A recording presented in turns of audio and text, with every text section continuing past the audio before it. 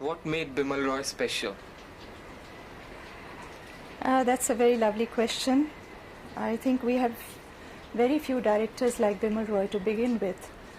But what made him special that he was not a jack of all trades, he was master of all trades. He was a very good cameraman, very good photographer. So he had a lovely sense of composition of every shot. He had a wonderful sense of timing and rhythm, excellent sense of music, and super sense of emotional contents in every scene. I think all these scenes put together made him very, very special. How would you describe his cinema? His cinema was extremely logic. Extreme logic was there in his cinema. There was nothing superficial, there was nothing artificial. Every scene, every expression, every situation was extremely logical. I mean, the viewer always thought, yes, this could happen even to us. It was like that. You talked about him as a still photographer. What kind of stills did he take? Well, not only as a still photographer, he was a very good cameraman in movies. And you see, basically he had an excellent sense of lighting. He had an excellent sense of composition of every frame. And his composition spoke a lot of the mood of that very picture, that very frame. Would you say he made movies that were specially compassionate about women? Was he ahead of his time in thinking about women? Yes, he did make movies specially for women, definitely. I don't think he was ahead of his times because those were the times actually where movies were made entirely female-oriented movies.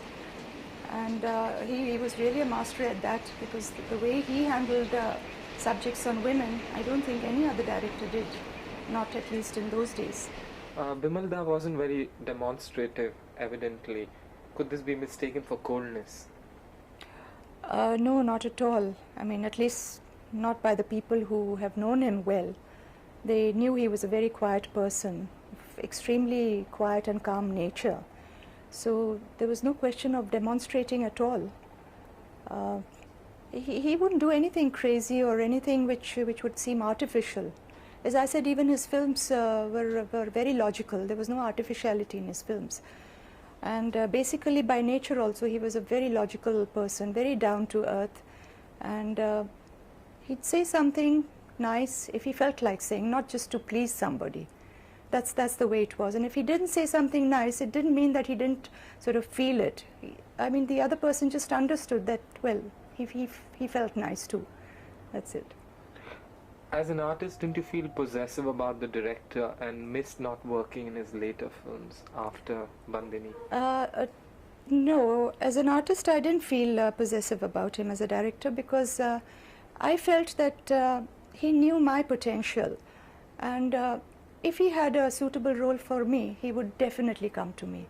It's not that he sort of didn't come to me because he opted for somebody who would be more well known, or where the distributors would opt for those particular artists, like say box office. No, I never go by that. And him as a director, I'd never once doubt his intentions of not taking me for later films. I'm absolutely certain if there was a role suitable for me, he would have taken me. Which is your favorite Bimal Roy film? Between Bandini and Sujata, Bandini is definitely a much more beautiful film, in my opinion at least.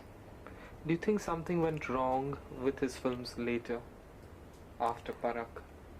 Well, to tell you the truth, I haven't seen many of his later made films. But I personally felt that the depth that was there in Sujata and Bandini were slightly lacking in his later films. I really can't pinpoint why, and I don't know the reason at all, because I never really saw the films with the view to analyze what really went wrong or what was lacking, or maybe that was the subject he chose and he did his best keeping that subject in mind. But Sujata and Bandini were very, very deep subjects, and probably they came out better than the rest. Why don't such directors exist anymore? That's a very very potent question. I think today's directors cater more for the public, where at least they feel that the public wants the violence, sex, atrocities, and all sorts of commercialism, all sorts of illogic. And well, it becomes a vicious circle. You see, the distributors want them to give such films, and the directors sort of cater to that kind of thing. Although I still feel very strongly that even today, the public, the audience, would love to see films like Sujata and Bandini. I'm quite sure of that. Was his approach to women on screen feminist in essence? Yes, it was, definitely. I think he understood women's emotions thoroughly, absolutely, and sort of, it touched deep down the core of a woman's heart. And that's why I think all the portrayals were so authentic and so appealing. Did he like a woman to be independent? Well, that really depended on the role the woman was supposed to be playing in that particular film that he was making. It really didn't matter whether she was independent or not. It's just the role that mattered. Could you put the question and the answer next time? How did you get Sujata? Sujata was a marvelous experience. I got the offer from Bimal soon after I made Paying Guest, and I wanted to hear the story. So he had a story session, and he and the story writers and the rest of the unit, we all congregated at his office, and they related the story to me. And I was very happy with the subject, and Bimal was a little worried whether I would accept the role, because I was supposed to be a little deglamorized, in the sense I was supposed to have a dark complexion, and being an achut, you see, the untouchable girl. And he said, okay, well, you don't mind wearing a darker makeup? And I quipped back, I said, do I have to wear makeup? I'm dark as it is. So he started laughing, and I thought, he thought that his battle was won already, So of course I didn't mind wearing a dark makeup, and because the film was in black and white, I had to wear a little darker makeup than my own complexion. So it would sort of stand out as a definitely darker looking person. And I loved the subject, I loved the role, and I looked forward to making it. What was the subject? Sujata was a subject of an untouchable girl, where she's brought up in a Brahmin family. I mean, Brahmins are absolutely orthodox as far as untouchability is concerned.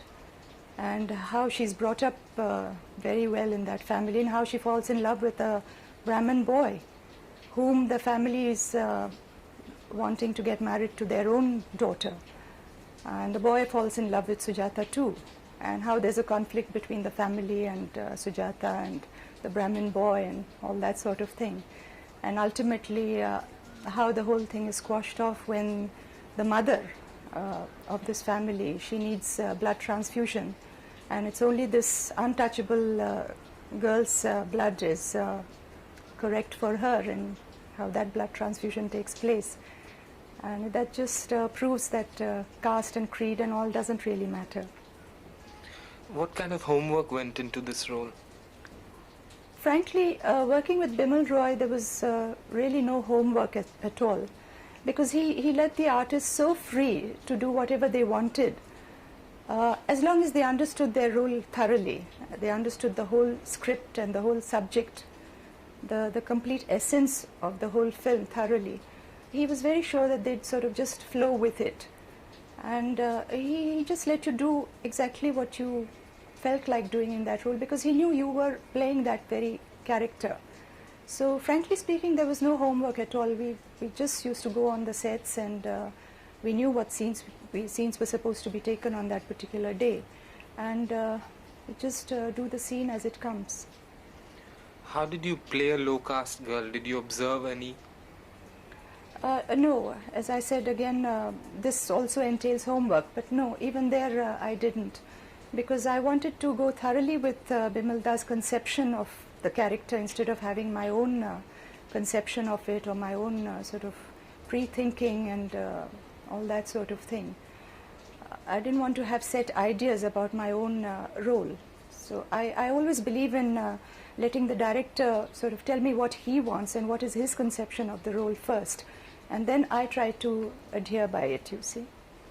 Did he make you speak through your eyes and facial expressions more than reams of dialogue? Oh yes, very much. Bimal Da sort of believed more in eye expressions, more in silence, more in sort of little gestures of the face, maybe like biting of a lip or a flicker of an eye, like a twitch of a lip or a cheek or something which sort of gave the right mood and the right feeling of that particular scene. And he believed a lot in holding the shot silent, but he had a terrific sense of timing. I mean, he wouldn't hold it unnecessarily just to make an impact or just to sort of let it seem like a gimmick. And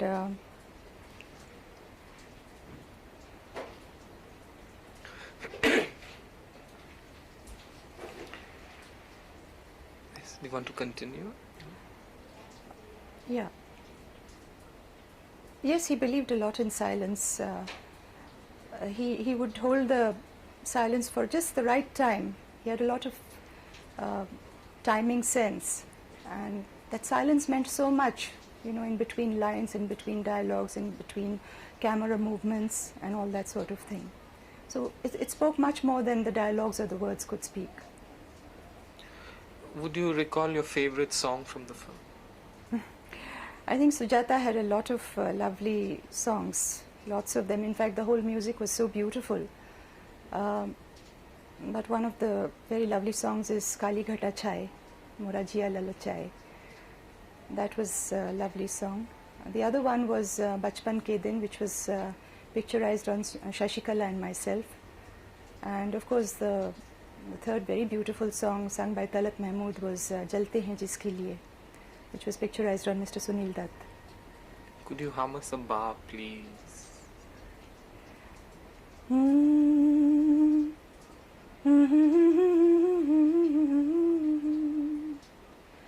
Kali ghata chhaaye mora jiya lalachaye, Kali ghata chhaaye mora jiya lalachaye, ऐसे में कहीं कोई मिल जाए रे, काली घटा छाए मोरा जिया ललचाए. Did he believe in many rehearsals, many takes? Bimal Da didn't believe in very many rehearsals because he thought spontaneity came only in scenes which were rehearsed very, very little, you see, unless there were a lot of movements of the trolley and the camera and the lighting and other artists, and so many coordinations were necessary. Then only we sort of tended to rehearse a few times. Otherwise, basically, if the scene was sort of rehearsed, he didn't take very many rehearsals. Would he go into many takes? No, even the takes were very few, because he would get an okay take almost in the first go. I think his artists were so geared up. There was a lot of rapport between himself and his artists.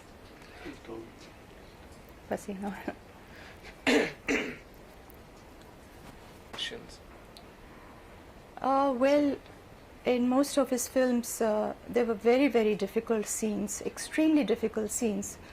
At least when you saw the film, they looked very difficult scenes. Particularly, I'll give an example of a scene from Bandini, where my character, Kalyani, is contemplating to murder the woman whom she eventually murders.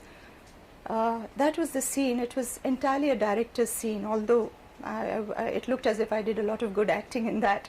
But thanks to Bimal Da, the way he took the shots, it's where she's sitting all alone in her room, and she's really fighting mentally what to do, whether to do it or not to do it, whether to kill this woman or not to kill this woman. And actually, it's a scene where she has given her a poison, and she's come back and sat into this room. And then she's just wondering, have I done the right thing? and what's going to happen. She has nothing, she just doesn't know what's going to happen. And Bimalda gave an effect of a welding going on next door to this particular house or room. And he just gave flashes of those welding lights, you know. I think it was such a beautiful effect. It gave the mental condition of this girl, this Kalyani, in this kind of a situation. I thought that was a beautiful scene, and very difficult, I thought, to make it come about on the screen the way it did. And it was entirely because of the director that it did come out the way it did. Did you have any hesitation before taking on Bandhani, which would appear to be a negative role? No, not at all. Well, negative in the sense that she happens to murder somebody, but there was a lot of sympathy to that character. It was a beautiful role. I think it's one of my favorite roles that I've played so far. And there was so many shades in that particular role, right from a young girl to a murderess.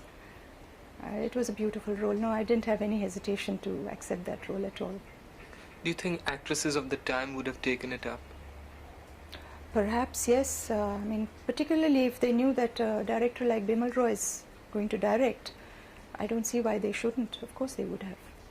Could you speak about the song Mora Gorang Laile? Yes, that was another beautiful song in this film, Bandhani.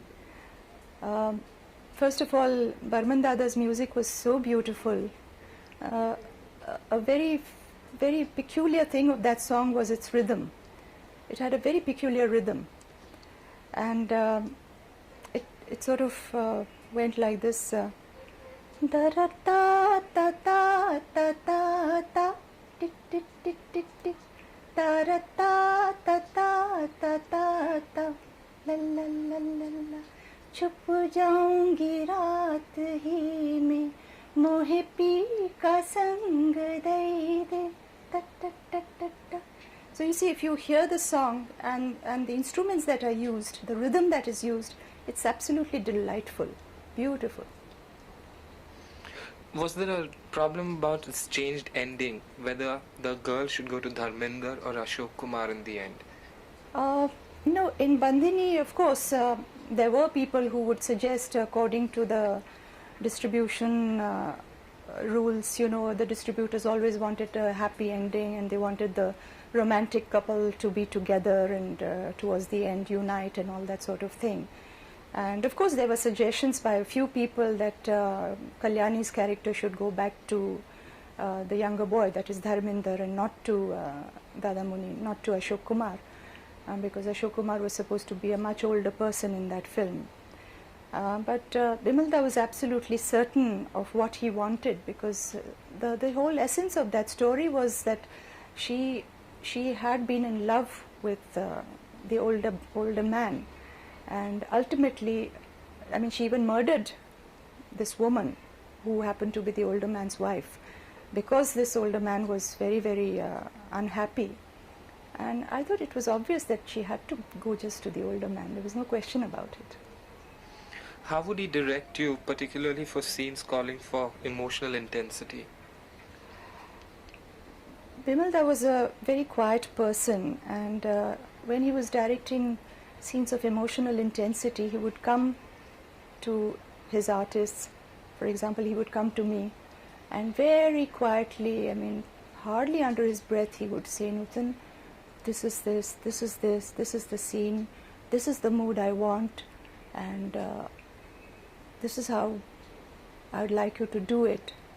And you know the rest. You know, I mean, he'd know that I'd sort of grasped it and I'd give it to him exactly the way he wanted. And so I'd give him a rehearsal and I'd say, "Dada, I'll do it a little better in the take, because I'm a take artist, you see, and I don't want to give my full, all my 100% of acting in the rehearsals, because I feel I'll lose the spontaneity when I'm doing the take."